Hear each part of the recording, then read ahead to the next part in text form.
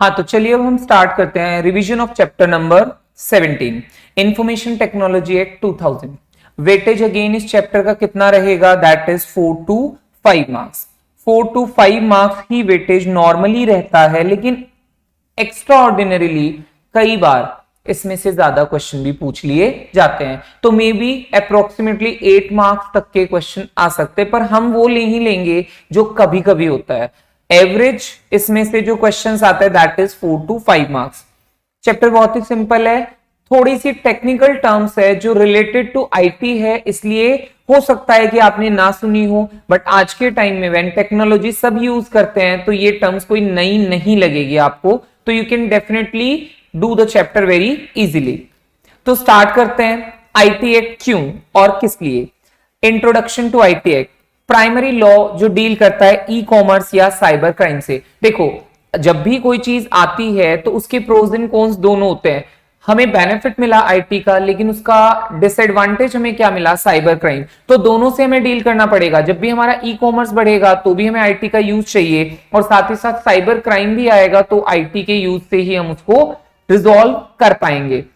Formed on the guidelines of UNCITRAL model law, जो कि actual में हमारा नहीं था, United Nation commission on international trade law, उसी पे बेस्ड हमने अपना लॉ बनाया है कि इस बेसिस पे हम भी कानून बना लें इंडिया में, ताकि हम पूरा जितनी भी ऑनलाइन ट्रांजेक्शन है, जितने भी इलेक्ट्रॉनिक ट्रांजेक्शन है, उनको डील कर सके। Before the coming of this act ये कोई ऐसा था ही नहीं कि हम इसमें इलेक्ट्रॉनिक मोड में जा रहे थे, और जो यूज भी करते थे देवर एट अ रिस्क, क्योंकि इसको कोई लीगल रिकॉग्निशन नहीं मिली हुई थी। As and when IT act was made तो हमने इसको लीगली रिकॉग्निशन दे दी, और ये पूरा तरह से हमारे लागू हो गया कंट्री में। प्रीएम्बल इस एक्ट की क्या कहती है कि इलेक्ट्रॉनिक रिकॉर्ड और डिजिटल सिग्नेचर को हमें क्या देनी है? इलेक्ट्रॉनिक गवर्नेंस देनी है। किससे? इसको रिकॉग्निशन देके, कि how do you govern electronic record, तो उसके लिए रिकॉग्निशन देनी पड़ेगी किसको? इलेक्ट्रॉनिक सिग्नेचर्स को और रिकॉर्ड्स को। ऑब्जेक्टिव क्या है? लीगल रिकॉग्निशन देना। समझ में आ ही रहा है। इलेक्ट्रॉनिक का मतलब क्या होता है? शेयर इट या ब्लूटूथ से जैसे हम ट्रांसफर करते हैं, इंटरनेट के मीडियम से भी हम कर सकते हैं, व्हाट्सएप वगैरह पे, तो मे be by the use of internet और without the use of internet वो इलेक्ट्रॉनिक ही माना जाएगा। इंपैक्ट ऑफ आईटी एक्ट क्या हुआ कि आईटी एक्ट आने से क्या कुछ मेजर चेंजेस आए? यस, डेफिनेटली बहुत सारे एक्ट्स में बहुत सारे चेंजेस आए due to the coming of the IT act. पहली चीज तो लीगल रिकॉग्निशन मिल गई। तुम्हारी सारी ट्रांजेक्शन्स कौन सी? इलेक्ट्रॉनिक डेटा इंटरचेंज वाली जितनी भी ट्रांजेक्शन थी उनको ई फाइलिंग होने लग गई। जैसे आज आपकी रिटर्न्स है, आईटीआरस वगैरह ई फाइल होती है, ई फॉर्म्स फाइल होते हैं, ये सब किसकी वजह से? आईटी एक्ट की वजह से। अमेंडमेंट आ गए बहुत सारे एक्ट में, इंडियन एविडेंस एक्ट में, आईपीसी में, आरबीआई में, बैंकर्स बुक एविडेंस एक्ट में। ये वो एक्ट है जिनमें अमेंडमेंट लाने पड़े just because of the coming of IT act, क्योंकि पहले इलेक्ट्रॉनिक रिकॉर्ड जैसी कोई चीज नहीं थी, पर बाद में तुम्हें उसको भी एविडेंस मानना पड़ा। साइबर क्राइम को भी क्राइम की कैटेगरी में डालना पड़ा। साथ ही साथ बैंकों में भी ऑनलाइन काम होने लगा, तो आरबीआई के रूल्स भी बदलेंगे, बैंकर्स एविडेंस बुक भी बदलेगी। तो ये जो एक्ट थे इनमें मेजर अमेंडमेंट्स आए just because of the coming of IT act. IT act 2000 क्या है? लीगल फ्रेमवर्क है जो ई गवर्नेंस या ई रिकॉर्ड्स और डिजिटल सिग्नेचर को क्या देता है? रिकॉग्निशन देता है, जिससे कि तुम इनको प्रॉपर्ली यूज कर पाओ। पहले जब हम इनको यूज करते थे तो there is no recognition provided और कोर्ट इसको एनफोर्स नहीं कर पाता था, पर आज की डेट में इफ यू सी तो इसको प्रॉपर एनफोर्सिबिलिटी मिलती है लॉ के अकॉर्डिंग। इंपॉर्टेंट मार्क कर लो, इस पे से एग्जाम में क्वेश्चन आ जाता है। Non applicability of IT act 2000, कि हमने आईटी एक्ट को अप्लाई तो किया, पर ऐसे कुछ एस्पेक्ट्स हैं, अभी भी कुछ चीजें ऐसी है जिसमें ये लागू नहीं होता है बिल्कुल। वो कौन कौन से हैं? Promissory note and bill of exchange under negotiable instrument act, trust under Indian trust act, power of attorney under power of attorney act, will under Indian succession act, contract of sale और conveyance in immovable property under TOPA. तो ये 5 areas ऐसे हैं जिनमें आज की date में भी ये आईटी एक्ट पूरी तरह से लागू नहीं होता है। मतलब ये ट्रांजैक्शन फिजिकल हैं और फिजिकल ही चल रहे हैं। हो सकता है इन फ्यूचर हम कुछ इसमें करें। हम ये नहीं कह रहे कि इसमें टेक्नोलॉजी यूज नहीं हो रही, टेक्नोलॉजी का यूज है, पर पूरी तरह से ये आईटी पे बेस्ड नहीं है, इनमें फिजिकल भी वर्क हो रहा है। तो ये आपको एग्जाम पॉइंट ऑफ व्यू से इट इज वेरी इंपॉर्टेंट, ये क्वेश्चन एग्जाम में पहले आ चुका है। अब आते हैं डेफिनेशन ऑफ बेसिक एक्सप्रेशन से। क्या क्या डेफिनेशन इसमें हमें काम आएगी। सबसे पहले कंप्यूटर नेटवर्क। क्या है कंप्यूटर नेटवर्क? जब हम एक या एक से ज्यादा कंप्यूटर्स को नेटवर्क से जोड़ देते हैं, मतलब उनके बीच में नेटवर्किंग कर देते हैं, तो हमारा वो कंप्यूटर नेटवर्क बन जाता है। अब ये नेटवर्किंग किसके थ्रू हो सकती है? सैटेलाइट, माइक्रोवेव, टेरेस्ट्रियल लाइन या अदर कम्युनिकेशन चैनल भी इसमें यूज किया जा सकता है। अब जो ये कंप्यूटर कनेक्टेड है वो कंटिन्यूअसली मेंटेन रहे कनेक्शन या ना रहे, उससे कोई फर्क नहीं पड़ता, पर वो नेटवर्क में ही कहलाएंगे। फॉर एग्जांपल, मेरे मोबाइल में डेटा है, मैं ऑफ कर देता हूं तो क्या मैं नेटवर्क में नहीं हूं? नहीं, मैं नेटवर्क में तो तब भी हूं जब मेरा डेटा ऑफ है, पर मैं जैसे ही ऑन करूंगा वापस से मेरे पास मैसेजेस रिसीव हो जाएंगे। तो वेदर मेरा कनेक्शन कंटिन्यूअसली मेंटेन हो या ना हो, पर अगर मैं नेटवर्क में हूं एक बार के लिए तो I will be considered in computer network. तो एक या एक से ज्यादा डिवाइस जब हम उनको नेटवर्क से जोड़ देते हैं तो वो हमारा कंप्यूटर नेटवर्क बन जाता है। अब बात करते हैं एक्सेस। एक्सेस का मतलब क्या? किसी भी तरह का एंट्री गेन करना, इंस्ट्रक्शंस देना या कम्युनिकेशन करना। किसकी मदद से? लीगल फंक्शन, अरिथमेटिकल फंक्शन या मेमोरी फंक्शन। किसके रिसोर्सेज को? कंप्यूटर, कंप्यूटर सिस्टम या कंप्यूटर नेटवर्क के रिसोर्सेज को एक्सेस कर लेना, उसी को हम क्या कहते हैं? एक्सेस। तो एक्सेस मतलब to gain entry, to give instructions या फिर to communicate with someone through logical, arithmetic या memory function. Resources of a computer, computer system और computer network. Single computer computer है, कंप्यूटर सिस्टम मतलब प्रिंटर्स वगैरह सब कुछ अटैच्ड हो, कंप्यूटर नेटवर्क मतलब एक से ज्यादा कंप्यूटर जुड़े हुए हो। तो चाहे तुम लिमिटेड एरिया में कम्युनिकेट करो, चाहे बड़े एरिया में या बहुत बड़े एरिया में, वो क्या कहलाएगा? आपका एक्सेस। अब बात करते हैं एड्रेसी की। एड्रेसी कौन? जैसे मैं तुम्हें अभी कुछ बता रहा हूं तो तुम जो सुन रहे हो they will be considered as addressee. तो ओरिजिनेटर कौन है? सेंडर, जो इंफॉर्मेशन का सोर्स है एक्चुअल में। स्टूडेंट क्या बनेगा? एड्रेसी। जो कौन है? रिसीवर ऑफ इंफॉर्मेशन, या हम कह सकते हैं डेस्टिनेशन। तो सोर्स हमेशा क्या होता है? ओरिजिनेटर, और जहां इंफॉर्मेशन पहुंचती है वो क्या होता है? एड्रेसी। एड्रेसी में कभी भी इंटरमीडियरी शामिल नहीं होता। क्यों नहीं होता? क्योंकि अगर मैं तुम्हें अभी कम्युनिकेट कुछ कर रहा हूं तो may be I am using any medium, जैसे ऑनलाइन क्लासेस में if you are using an app, तो वो ऐप आपका कभी भी इंटरमीडियरी एड्रेसी नहीं कहलाएगा। वो इंटरमीडियरी तो है तुम्हारे बीच में, पर एड्रेसी नहीं। एड्रेसी तो वो ही है जो रिसीवर ऑफ इंफॉर्मेशन कहलाएगा। अब आते हैं 2(1)D अफिक्सिंग इलेक्ट्रॉनिक सिग्नेचर, कि जो इलेक्ट्रॉनिक सिग्नेचर है उसको अफिक्स करना कैसे। मेथड या प्रोसीजर जो एक पर्सन अडॉप्ट करता है जिससे वो ऑथेंटिकेट करता है किसी भी इलेक्ट्रॉनिक रिकॉर्ड को by means of digital signature. भाई अगर मेरे पास फिजिकल रिकॉर्ड है तो I can sign it physically, but मेरे पास अगर इलेक्ट्रॉनिक रिकॉर्ड है तो मुझे इलेक्ट्रॉनिक सिग्नेचर ही उस पर करना पड़ेगा। तो वो मेथड या वो प्रोसीजर जिससे मैं इलेक्ट्रॉनिक साइन किसी डॉक्यूमेंट से अटैच करता हूं तो वो मेरा क्या कहलाता है? Affixing electronic signature.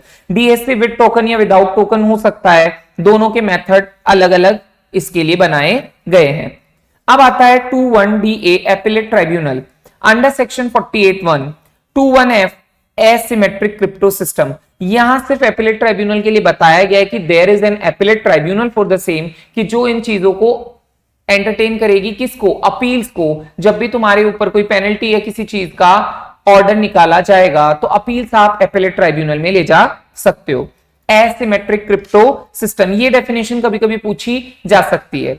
Asymmetric crypto system क्या है? सिस्टम ऑफ सिक्योर की पेयर, जिसमें एक प्राइवेट की होती है जो डेटा को क्रिएट करती है और पब्लिक की होती है जो वेरिफिकेशन के लिए काम आती है डिजिटल सिग्नेचर के। तो if I am having a digital signature, तो मेरा डिजिटल सिग्नेचर जो है वो मैं वेरीफाई करूंगा। तो वेरिफिकेशन के लिए मुझे क्या चाहिए? पब्लिक की, और प्राइवेट की उसको क्रिएट करने के लिए। तो क्रिएशन ऑफ डिजिटल सिग्नेचर जब किसी के अटैच करते हैं तो वो पब्लिक की नहीं होती, प्राइवेट की होती है, पर जब उसको वेरीफाई किया जाता है तो वी यूज द पब्लिक की। तो इसी को हम एसिमेट्रिक क्रिप्टो सिस्टम कहते हैं। तो ये बिल्कुल सिक्योर हो जाता है आपका सिस्टम, इसमें कहीं भी लूप होल नहीं होता कि जिससे इसको बीच में कहीं एक्सेस कर सके। तो सिक्योरिटी के लिए ये बेसिकली बनाया गया है। सर्टिफिकेशन प्रैक्टिस स्टेटमेंट, जब मैं सर्टिफाइंग अथॉरिटी से कहता हूं कि मुझे डिजिटल सिग्नेचर चाहिए, तो वो मुझसे पूछेंगे कि तुम क्यों डिजिटल सिग्नेचर चाहते हो, प्रूव करो कि तुम्हारी कोई अथॉरिटी है ऐसी जिसके लिए तुम्हें ये चाहिए। तो उसके लिए मैं क्या दूंगा, सर्टिफिकेशन प्रैक्टिस स्टेटमेंट। तो suppose if I am a company secretary who is in practice, तो I need a digital signature for the same, तो I will give my certificate of practice to the certifying authority so that they can make sure कि सही person को ही DSC allot हो रहा है। Communication device क्या है, आपके सेल फोन है, पर्सनल डिजिटल असिस्टेंट, या कॉम्बिनेशन हो किसी भी चीज का, वो आपका पर्सनल डिजिटल असिस्टेंट क्या कहलाएगा, कम्युनिकेशन डिवाइस कहलाएगा। आजकल तो सबके पास स्मार्टफोन होते हैं, तो वो आपका पर्सनल डिजिटल असिस्टेंट ही कहलाया जाएगा और वो आपका कम्युनिकेशन डिवाइस है। तो in short communication device mean जिन भी चीजों से आप दूसरों से कम्युनिकेट कर पाओ, that is your communication device. Difference between computer network and system. Network मतलब क्या, कनेक्शन ऑफ टू और मोर कंप्यूटर्स, वही सैटेलाइट से हो, टेरेस्ट्रियल लाइन से हो, माइक्रोवेव से हो, कैसे भी हो, लेकिन वो कनेक्शन होना चाहिए, may be maintain through out और नॉट। जबकि कंप्यूटर सिस्टम क्या है, कलेक्शन ऑफ डिवाइसेस आप बोल सकते हो कि ये कलेक्शन ऑफ डिवाइसेस है जिसमें एक्चुअल में नेटवर्क की बात नहीं होती है। कंप्यूटर नेटवर्क कनेक्शन है, इंटरकनेक्शन, और ये क्या है, कलेक्शन है। तो यहां वर्ड आएगा इंटरकनेक्शन और यहां आएगा कलेक्शन। ये कनेक्ट करता है आपको दूसरे कंप्यूटर से, ये बेसिकली प्रोसेस और एनालाइज करता है डेटा को, नॉट कनेक्शन। ये कनेक्ट नहीं करेगा आपको दूसरे कंप्यूटर से। इंटरनेट, इंटरनेट, एक्सट्रानेट, ये सारे क्या है, कंप्यूटर के नेटवर्क्स है। जबकि desktop, computer, laptop, other devices connected with printers etcetera, ये आपका कंप्यूटर सिस्टम बन जाएगा। तो system is only a collection of devices, जबकि network is connection of computers. अब आते हैं हम डिजिटल सिग्नेचर पे। Valid method of authenticating electronic data, किसी भी इलेक्ट्रॉनिक डेटा को ऑथेंटिकेट करने का एक वैलिड मेथड है। By using asymmetric crypto system कर लो, चाहे हैश फंक्शन को यूज कर लो। हैश फंक्शन थोड़ा अलग है एसिमेट्रिक क्रिप्टो सिस्टम से, यहां मैपिंग ऑफ डेटा होता है। की पेयर, प्राइवेट की और पब्लिक की ऑलरेडी वी हैव डन। कि प्राइवेट की क्या होती है, डेटा क्रिएशन के लिए, और वेरिफिकेशन के लिए आपकी पब्लिक की काम में आ जाती है। अब हम बात करेंगे इलेक्ट्रॉनिक सिग्नेचर, सेक्शन 3A, कैसे ये वैलिड है, क्यों ये मान लिया जाता है कि इससे काम हो जाएगा। वैलिड मेथड ऑफ ऑथेंटिकेटिंग किसने रिकॉग्निशन दी, आईटी एक्ट ने। रिलायबल टेक्निक है, you can rely upon the same technique specified in schedule second. ये टेक्निक इस एक्ट के शेड्यूल सेकंड में लिखी हुई है, तो आपको डरने की जरूरत नहीं है कि आप यूज करोगे तो ये वैलिड नहीं माना जाएगा। It will always be considered as valid.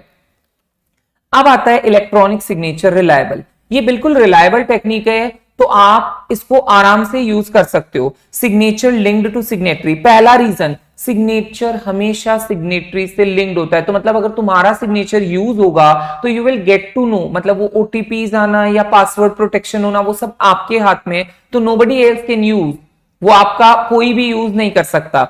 Signature under the control of signatory, signatory के कंट्रोल में रहता है सिग्नेचर, तो आपका अनऑथोराइज्ड एक्सेस होने के चांसेस कम है। ऑल्ट्रेशन इज डिटेक्टेबल, अगर उसमें कुछ ऑल्ट्रेशन हुआ तो वो डिटेक्ट हो जाएगा, इसलिए छेड़छाड़ का चांस ही नहीं। फुलफिल अदर कंडीशन प्रिस्क्राइब, और भी कुछ सिक्योरिटी से रिलेटेड कंडीशन होगी तो वो प्रिस्क्राइब करेगा। तो आज की डेट में अगर मैं सोचूं मुझे किसी इलेक्ट्रॉनिक रिकॉर्ड पे इलेक्ट्रॉनिक सिग्नेचर लगाना है, तो क्या मैं इस पे रिलाई कर सकता हूं? Yes, definitely you can rely upon the same, because there are a lot of security methods that are implemented on the same. बहुत सारे सिक्योरिटी है, तो तुम्हारा कहीं भी गड़बड़ होने के चांसेस नहीं है। अब आता है section 4, legal recognition to electronic record. क्या फायदा अगर सिर्फ इलेक्ट्रॉनिक सिग्नेचर या डिजिटल सिग्नेचर को रिकॉग्निशन दी जाती, रिकॉर्ड को नहीं दी जाती? पहले रिकॉर्ड को देनी पड़ेगी, तभी तो उस पर सिग्नेचर अप्लाई होगा। तो हम कहते हैं इंफॉर्मेशन, चाहे रिटन हो, हैंड रिटन या टाइप रिटन हो या प्रिंटेड हो, जो भी रेंडर की जाए या अवेलेबल करवाई जाए, एक्सेस दिया जाए किसी को, तो वो आपका क्या कहला जाएगा? Electronic record. अगर हम इलेक्ट्रॉनिकली उसको शेयर कर रहे हैं, तो अगर मैं तुमसे कोई मेल भेज के कुछ शेयर कर रहा हूं इंफॉर्मेशन, तो वो मेरा क्या हो जाएगा? Electronic data. अब तुम उस पे या मुझे तुम आईटीआर जैसे फाइल कर रहे हो, तो आईटीआर या कंपनी के फॉर्म्स ले लो, that is the best example. Company का फॉर्म तुम मेरे को भर के भेज रहे हो, तो उस पे तुम डिजिटली ही तो साइन करके भेज रहे हो, तो फॉर्म इलेक्ट्रॉनिक था तभी तो उस पे डिजिटल सिग्नेचर आया। तो फॉर्म को पहले ऑथेंटिकेशन आपको देना पड़ेगा, पहले उसको वैलिड बनाना पड़ेगा, then after you will make digital signature recognise, उसको बाद में रिकॉग्निशन मिलेगी। अब आता है legal recognition to electronic signature. बिना दिए कैसे काम होता? अगर आज की डेट में सरकार मुझे बोलती या ऐसा कोई एक्ट नहीं बना होता कि भाई तुम कर तो दो डिजिटल सिग्नेचर पर हम मानेंगे नहीं उसको सही सिग्नेचर, तो मैं फिर क्यों यूज करता? मेरे लिए तो वो शक के घेरे में कि यूज करूं या नहीं करूं। तो इसीलिए मैं श्योर हूं कि सरकार भी कहती है कि यूज हो सकता है आराम से, तो करना चाहिए, आप कर सकते हो। प्राइवेट ट्रांजेक्शन्स को भी रिकॉग्निशन दिए, पर प्राइवेट को देने से कुछ नहीं होगा, पब्लिक को भी दो, क्योंकि फॉर्म फाइलिंग वगैरह तो सारे पब्लिक डिपार्टमेंट्स में ही होते हैं। If any document requires e sign then such document and signature are legally recognised. तो अब हमने एक कंक्लूजन निकाल लिया कि अगर किसी भी डॉक्यूमेंट पे आपको इलेक्ट्रॉनिक सिग्नेचर करना है तो पहले आपको डॉक्यूमेंट को रिकॉग्निशन देना पड़ेगा, देन आफ्टर आपको सिग्नेचर को भी रिकॉग्निशन देना पड़ेगा। दोनों रिकॉग्नाइज होंगे तभी हमारा काम हो पाएगा। अब आते हैं पब्लिक रिकॉर्ड्स पे, सेक्शन 6 कि प्राइवेट में नहीं पब्लिक में भी ये चीज अप्लाई करो। Legal recognition to e form, e licences, e payment, ये सारा गवर्नमेंट के लिए, क्योंकि आज की डेट में तुम्हारा ये सारा काम आराम से हो जाता है। जब भी हम पहले के टाइम की बात करते थे वो चालान जनरेट होता था, आप बैंक में जाते थे, जमा कराते थे, 3 कॉपी बनती थी, बहुत टीडियस प्रोसेस था, बहुत टाइम टेकिंग प्रोसेस था। आज की डेट में e payment is available on government website as well, तो आराम से तुम इसको कर सकते हो। ई फॉर्म बताइए, कंपनी के फॉर्म सारे, फाइलिंग सारी हो ही रही है आपकी, ई लाइसेंसेस भी आज की डेट में जनरेट हो रहे हैं। उसके बाद हम बात करते हैं delivery of service by service provider. देखो सारे काम गवर्नमेंट खुद नहीं करती, हम एक वर्ड देखते हैं आउटसोर्सिंग। आउटसोर्सिंग क्या होती है कि गवर्नमेंट वो काम जो उसको लगता है हम करेंगे तो महंगा पड़ेगा तो किसी एक्सपर्ट को दे देते जो उसको सस्ते में कर सकता है या कम पैसों में एफिशिएंटली कर सकता है, तो हम उससे वो काम करवाते हैं। तो जैसे यहां एग्जांपल दिया, एमसीए ने कॉन्ट्रैक्ट किया टीसीएस से, तो यहां टीसीएस क्या है? Service provider. एक्चुअल में टीसीएस अपना काम नहीं कर रही है, वो क्या काम कर रही है? जो गवर्नमेंट ने उसको दिया, किस चीज का? डिन अलॉट करने का, डायरेक्टर आइडेंटिफिकेशन नंबर देने का काम टीसीएस को मिला था 2006 में। तो कॉन्ट्रैक्ट हुआ गवर्नमेंट के साथ में, तो अब ये जो टीसीएस है ये क्या बन जाएगी? Network service provider, sorry service provider आपके लिए बन जाएगी। हाँ ये भी चीज ध्यान रखना, नेटवर्क सर्विस प्रोवाइडर और सर्विस प्रोवाइडर दो अलग अलग चीजें हैं। अभी हम जिसके बारे में डिस्कस कर रहे हैं दैट इज सर्विस प्रोवाइडर। तो टीसीएस हमारी क्या रहेगी? Service provider. तो सर्विस प्रोवाइडर कैसे हो जाएगा? गवर्नमेंट के लिए एजेंट की तरह काम करेगा। तो अब जब कुछ भी गड़बड़ होगी तो हम सर्विस प्रोवाइडर को भी पकड़ेंगे और साथ में गवर्नमेंट भी इक्वली लायबल हो जाएगी। तो ये होता है सर्विस प्रोवाइडर का केस, जहां गवर्नमेंट आउटसोर्स करती है अपना कोई डिपार्टमेंट। अब हम बात करते हैं सेक्शन 7 रिटेंशन ऑफ इंफॉर्मेशन। भाई आज अगर तुम इलेक्ट्रॉनिक फॉर्म कहीं भी फाइल कर रहे हो तो क्या उसको रिकॉर्ड में रखना नहीं पड़ेगा? वन टाइम के लिए थोड़ी ना फाइल करना है, आपको फ्यूचर के लिए भी रिट्रीव करने की फैसिलिटी देनी पड़ेगी। तो इसका मतलब बैकअप उसका होना चाहिए। इलेक्ट्रॉनिक फॉर्म में ये रिटेंशन परमिसिबल है, आप इलेक्ट्रॉनिकली पूरा रिकॉर्ड रख सकते हो। सेक्शन 7A कहता है audit of document maintain in E form. तो ये क्या कहलाती है? सिस्टम ऑडिट कहलाती है। जब भी हम इलेक्ट्रॉनिक डेटा की ऑडिट करते हैं तो that audit is known as system audit. Section 10A validity of contract through e means. क्या ई मीन्स से भी कॉन्ट्रैक्ट किए जा सकते हैं? यस डेफिनेटली किए जा सकते हैं। जब हम कॉन्ट्रैक्ट एक्ट पढ़ते हैं तो भी हमें ये बताया जाता है कि ई मीन्स से भी कॉन्ट्रैक्ट हो सकते हैं। ऑफर एक्सेप्टेंस तो क्या बनता है? एग्रीमेंट, और उसको लीगल ऑब्लिगेशन में कन्वर्ट कर दिया जाए किसके मोड से? इलेक्ट्रॉनिक मोड से, तो उसको भी वैलिड मान लिया जाता है, एनफोर्सिएबल बाय लॉ। भाई तुम्हें ये तो पता ही है एग्रीमेंट जब एनफोर्सिएबल होगा लॉ से तभी वो कॉन्ट्रैक्ट कहलाएगा। तो ये एग्रीमेंट जो इलेक्ट्रॉनिक बना इसको भी हमने एनफोर्सिबिलिटी दे दी लॉ में, तो ये क्या बन जाएगा? मेरा वैलिड कॉन्ट्रैक्ट बन जाएगा। Section 11 attribution and dispatch of E records. कैसे हम डिस्पैच कर सकते हैं ई रिकॉर्ड को? तो 3 ऑप्शन है, या तो ओरिजिनेटर खुद करे, उसका ऑथोराइज पर्सन करे, या उसका प्रोग्राम्ड सिस्टम हो जो करे। इंफॉर्मेशन किसको देनी है? एड्रेसी को। तो ये सब कौन है? सेंडर, और ये सब इधर जो साइड में आएगा वो होगा रिसीवर। तो ओरिजिनेटर खुद, उसका अथोराइज्ड पर्सन, या फिर उसका सिस्टम भी हो सकता है। Acknowledgement of receipt of electronic record. जैसे हम नॉर्मली फीडबैक देते हैं कम्युनिकेशन में, तो वैसे ही जब इलेक्ट्रॉनिक रिकॉर्ड भी कहीं जाएगा तो एक्नॉलेज तो करना पड़ेगा कि you have received the same. तो कम्युनिकेशन में ऑटोमेटेड फीडबैक भी हो सकता है, मैनुअल भी हो सकता है, या any other conduct sufficient to indicate originator. देखो ऑटोमेटेड मतलब जैसे कई बार हम फॉर्म भरते हैं किसी चीज का तो हमें ऑटोमेटिक रिप्लाई आता है your form has been submitted successfully, no manual reply. कई बार हम किसी को मेल करते हैं या कुछ सिस्टम ऐसे होते हैं you don't get automated reply, some person is there who is sitting there and reply the same, तो वो मैनुअल हो जाएगा। अब ये any other conduct sufficient to post जो एक्नॉलेज कर दे, जैसे व्हाट्सएप में टिक आता है, डबल टिक, ब्लू टिक, तो ये बताना नहीं पड़ता, ये अपने आप पता चल जाता है कि you have received the same. तो ऐसे भी चीजें हो सकती है। Time and dispatch and receipt of electronic record. भाई मैं ओरिजिनेटर हूं तो मेरे एंड से इंफॉर्मेशन जब मैंने जैसे ही एंटर दबाया तो डिस्पैच हो गई, लेकिन रिसीवर के एंड पे दो चीजें, अगर रिसीवर का खुद का रिसोर्स है तो उसके रिसोर्स में एंटर होते ही, पर अगर उसका खुद का रिसोर्स नहीं है तो जब वो उसको वहां से फेच करेगा, रिट्रीव करेगा, तब हम मानेंगे कि उसको मिल चुकी है। तो मेरे लिए टाइम क्या, मेरे सिस्टम से निकलते, उनके लिए टाइम क्या, अगर उनका खुद का सिस्टम है तो जिस टाइम पे उसके सिस्टम में एंटर किया, या फिर खुद का सिस्टम नहीं है तो जब वो वहां से रिट्रीव करेगा तब वो टाइम मान लिया जाएगा। सिक्योर इलेक्ट्रॉनिक रिकॉर्ड, कैसे कह सकते हो कि इलेक्ट्रॉनिक रिकॉर्ड सिक्योर है? सिक्योर्ड कहां से? इसको हम कहेंगे एंड टू एंड इंक्रिप्शन, जो हम पढ़ते हैं बहुत बार, व्हाट्सएप का एड भी आया था बीच में कि हमारा सिस्टम बिल्कुल सिक्योर है, एंड टू एंड इंक्रिप्शन है। From the time of point of application of security, security apply होते ही up to the time of verification of security, तब तक ये पूरी तरह से सिक्योर है, इसमें बीच में कोई एक्सेस नहीं हो सकता।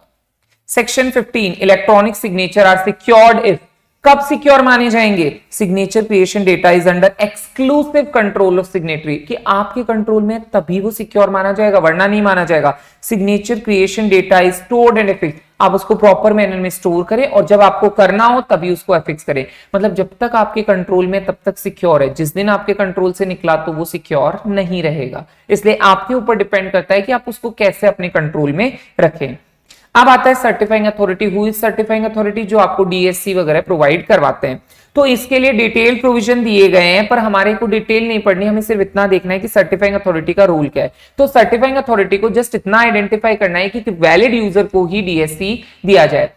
अगर वो कोई इनवैलिड यूजर हुआ, फ्रॉड के पर्पज से ले रहा है, तो सर्टिफाइंग अथॉरिटी की भी रेस्पॉन्सिबिलिटी बन जाती है उसको चेक करना। तो ये जो इतना प्रोसेस चलाते हैं हम, डीएससी वगैरह लेते हैं, तो अगर तुमने सुना हो तो वो वीडियो भी बना के मंगवाते हैं, आधार कार्ड वगैरह सारे मांगते भी है, मतलब प्रॉपर फॉर्मेलिटीज है। तो मतलब सर्टिफाइंग अथॉरिटी को जो भी रूल्स एंड रेगुलेशंस बताए गए हैं उसके अकॉर्डिंग इनको ऑथेंटिकेट करना है कि who is the proper user, उसी को ये चीज जानी चाहिए, किसी गलत हाथों में डीएससी वगैरह नहीं जाना चाहिए। Section 35, procedure for obtaining electronic signature, कैसे ऑब्टेन करूं? सर्टिफाइंग अथॉरिटी से ले लो, फीस दे दो, एप्लीकेशन दे दो, प्रैक्टिस स्टेटमेंट दे दो कि क्यों चाहिए, अदर पर्टिकुलर। और अगर रिजेक्ट हुआ तो वो तुमसे पूछेंगे कारण बताओ कि क्यों तुम्हें देना चाहिए, तो तुम एक वैलिड रीजन शो करो, प्रॉपर डॉक्यूमेंट शो करो जिससे कि वो तुम्हें प्रोवाइड करवा दे। 43, penalty and compensation for damage to computer offences, important mark कर लो, इस पे भी क्वेश्चन आ चुका है और 8 नंबर का क्वेश्चन आया था कंप्यूटर ऑफेंसेस का। अगर हम किसी की परमिशन के बिना एक्सेस करते हैं उसका सिस्टम, या डाउनलोड या एक्सट्रैक्ट कर लेते हैं फाइल, चाहे नेटवर्क से चाहे रिमूवेबल डिवाइस से, जैसे पेन ड्राइव वगैरह, किसी तरह की गड़बड़ी कर देते हैं, कॉन्टेमिनेशन मतलब उसके डेटा को खराब कर देते हैं, वायरस इंट्रोड्यूस कर देते हैं, या उसी को एक्सेस नहीं देते, मतलब पासवर्ड आप चेंज कर दो, उसको बेचारे को एक्सेस नहीं मिलेगा, तो ये भी असिस्टेंस, मतलब आप उस खुद नहीं कर रहे हो, किसी को असिस्ट कर रहे हो इस काम को करने में, या टेम्परिंग, किसी तरह की छेड़छाड़, या डिस्ट्रॉय और डिलीट कोई डेटा, डैमेज और डिस्टर्ब करना कंप्यूटर को, कंप्यूटर सिस्टम को और कंप्यूटर नेटवर्क को, तो ये सारे क्या कहलाएंगे? Computer offences. और अलग अलग केस में आप पे अलग अलग पेनल्टी लगाई जा सकती है। 43A, compensation to for failure to protect data, मतलब अगर मेरी रेस्पॉन्सिबिलिटी है तुम्हारे डेटा को प्रोटेक्ट करने की, तो अगर मैं ना प्रोटेक्ट कर पाया तो मुझे तुम्हें कॉम्पनसेट करना पड़ेगा। जैसे बॉडी कॉर्पोरेट है, आउटसोर्स करा इन्होंने अपना फंक्शन, किसको? रजिस्ट्रार और शेयर ट्रांसफर एजेंट को। यहां से मिस्टर एक्स ने नेग्लिजेंटली या रॉन्गफुल इंटेंशन से डेटा आउट कर दिया, तो इनकी लायबिलिटी आएगी, इनको क्या करना पड़ेगा? कॉम्पनसेट करना पड़ेगा। तो ऐसे ही गवर्नमेंट जब मेरा डेटा आउट किसी दूसरी कंपनी को देती है, आउटसोर्सिंग कर देती है, तो वो अगर गड़बड़ी करती है तो गवर्नमेंट को मुझे कॉम्पनसेट करना पड़ेगा। Failure to protect the data, to provide information to file a return if delay to 10,000 per day, आप पे फाइन लग सकता है। अगर आपने जो रिटर्न्स इस एक्ट के थ्रू जानी है वो नहीं फाइल करते हो टाइमली, तो 10,000 पर डे तक का आप पे फाइन इंपोज हो सकता है। कॉन्ट्रीवेंशन ऑफ रूल और रेगुलेशन, सेक्शन 45, मिसलेनियस पेनल्टी है अप टू 25,000 तक रख सकती है, कि अगर आप किसी भी रूल या रेगुलेशन को फॉलो नहीं करते हो प्रॉपर मैनर में, तो आप पे इस तरह की पेनल्टी लगाई जा सकती है। 46, एओ एडजुडिकेटिंग ऑफिसर कौन है? सीजी अपॉइंट करती है एडजुडिकेटिंग ऑफिसर एओ को, जो एडजज करता है कि किसी ने एक्ट का, रूल का या रेगुलेशन का कॉन्ट्रवेंशन तो नहीं किया है, पेनल्टी लगाएगा अनड्यू गेन के लिए, लॉस के लिए, रेपिटेटिव नेचर ऑफ डिफॉल्ट के लिए। तो एओ कौन है जो पेनल्टीज इंपोज करता है? कौन अपॉइंट करती है? सीजी अपॉइंट करती है। किन किन चीजों को चेक करता है? एक्ट को, रूल को, रेगुलेशन को। तुमने या तो अनड्यू गेन लिया या किसी का लॉस किया या फिर तुम्हारे से कोई डिफॉल्ट हुआ तो उस केस में ये चीज काम में आएगी। 57 appellate tribunal agreed by an order. अगर तुम एओ के ऑर्डर से सेटिस्फाई नहीं हो of the controller of certifying authority या एडजुडिकेटर, कि सर्टिफाइंग अथॉरिटी ने तुम्हें सिग्नेचर नहीं दिया, तुम एक वैलिड यूजर थे फिर भी नहीं दिया, अपील कर सकते हो एपेलेट ट्राइब्यूनल में। एडजुडिकेटर एओ ने तुम्हें कोई पेनल्टी लगाई, तुम सेटिस्फाइड नहीं हो, अपील कर सकते हो ट्राइब्यूनल में। कितने दिन में? 45 दिन में अपील जाएगी। Agreed by decision of order of appellate tribunal पर अगर एपेलेट ट्राइब्यूनल का भी डिसीजन नहीं समझ में आया तो 60 दिन में कहां पहुंच जाओ? हाई कोर्ट में। हाई कोर्ट में भी अपील लगाई जा सकती है। तो ये मेरी क्या हो गई? फर्स्ट अपील, जो मेरी कहां गई है? एपेलेट ट्राइब्यूनल में, और जो हाई कोर्ट में गई है दैट इज सेकंड अपील। ये मेरी सेकंड अपील हो जाएगी। तो अपील का ऑप्शन भी है, either from the decision of AO or from the decision of certifying authorities। 79 ये किसके लिए? नेटवर्क सर्विस प्रोवाइडर एनएसपी के लिए। वो हमारा था सर्विस प्रोवाइडर के लिए। तो मान लो मैं नेटवर्क सर्विस प्रोवाइडर हूं, तो मेरा तो काम तुम्हें सिर्फ नेटवर्क देना है, तो मेरी लाइबिलिटी नहीं आती। ये एक तरह से प्रोटेक्शन देता है 79 सेक्शन किसको? नेटवर्क सर्विस प्रोवाइडर को, जब उनकी नॉलेज में नहीं हो कि किसी तरह का फ्रॉड हुआ है। ऑफेंस हुआ पर एनएसपी की नॉलेज में नहीं था, एनएसपी ने पूरा ड्यू डिलिजेंस रखा उसको प्रिवेंट करने का, मतलब उनका सिस्टम पूरा सिक्योर था, पर तुम्हारी ही बेवकूफी की वजह से ये हुआ, तो हम नेटवर्क सर्विस प्रोवाइडर पे दोष नहीं डाल सकते। तो यहां नेटवर्क सर्विस प्रोवाइडर की लायबिलिटी जो होगी वो सेकेंडरी आएगी, प्राइमरी लायबिलिटी इनकी नहीं होती है। साइबर क्राइम या ऑफेंसेस की लिस्ट, ये उसी से रिलेटेड है, कंप्यूटर ऑफेंसेस थे, लेकिन ये सारे ऑनलाइन वाले मैटर्स है। Cyber offences, tampering with document, hacking, publishing obscene information, मतलब 18+ वाला कंटेंट वगैरह कहीं पे पब्लिश करना, ये सब चीजें। Securing access to system declared as protected system by government, government ने किसी सिस्टम को प्रोटेक्टेड डिक्लेयर कर रखा है, उसको तुम एक्सेस कर लेते हो। Misrepresentation to certifying authority for grant of DSC, DSC लेने के लिए सर्टिफाइंग अथॉरिटी से झूठ बोलना, गलत इंफॉर्मेशन देना, या breach of confidentiality and privacy by person in authorised access of information, या अथॉराइज्ड पर्सन होने के बावजूद ब्रीच करना कॉन्फिडेंशियलिटी या प्राइवेसी को। और 7th knowingly create DSC for fraudulent और अनलॉफुल पर्पस। तो ये सारे साइबर क्राइम में इंक्लूड हो जाएंगे। अब देखो यहां इतना ही दिया है इस चैप्टर में। अब क्वेश्चन इसमें से मैंने बताया जैसे एक से ज्यादा नॉर्मली नहीं आता है, 4 से 5 मार्क्स का आएगा। कुछ कुछ टर्म जो हमने अभी मार्क भी किए वो आपको याद करनी पड़ेगी। Other than that one time में ये चैप्टर आपका समझ में आ जाएगा, क्लियर हो जाएगा। No need to repeat it again and again, बस एक बार वो वर्ड्स आप देख सकते हो कि इन वर्ड्स को हमें एग्जाम में इंक्लूड करना है।